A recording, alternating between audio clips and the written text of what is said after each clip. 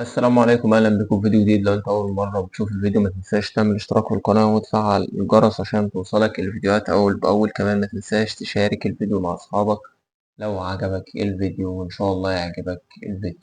فيديو النهارده هكلمك في تحويل الباوربوينت لفيديو حضرتك تقدر تعرضه. مبدئيا ده ملف باوربوينت مثلا فيه 3 سلايد زي ما حضرتك شايف. طبعا معظمنا بيحول الباوربوينت البي دي اف واي حاجه انت ممكن يعني ايه تحتاجها.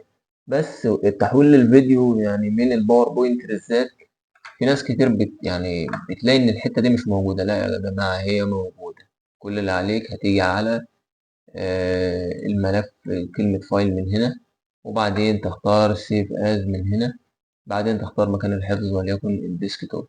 تمام. وليكن مثلا بيقول لك سيف از طيب، اختار نوع الحفظ. هو كده هتختار باوربوينت على طول؟ لا، انا مش محتاج باوربوينت. كل اللي انا هحتاجه ان انا اوصل على الفيديوهات اللي هو ويندوز ميديا فيديو من هنا. تمام. وبتعمل سيف مثلا بنفس اسم الباوربوينت اللي هو 01، بتيجي على الديسكتوب. طبعا بدأ يظهر معاك أيقونة الفيديو. لو جيت تحت هنا هتلاقي حاجة اسمها creating فيديو باسم 01، بصيغة WMV زي ما حضرتك شايف اهي.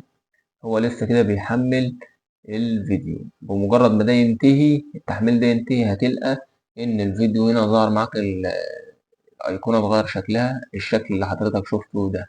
لو جيت مثلا انك تفتح الفيديو هتلاقي الفيديو هيشتغل معاك من غير اي مشاكل بكل السلايدات اللي حضرتك عملتها. ده لو حضرتك مثلا محتاج تعمل أي فيديو على الباوربوينت ومحتاج تركب عليه صوت.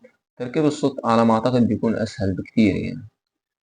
ده كان فيديو كده حبيت إني أشاركه معاك، أتمنى يكون عجبك، وحابب أوصيك بالاشتراك في القناة وتفعيل الجرس عشان توصلك الفيديوهات أول بأول. وشكرا ليك على المشاهدة.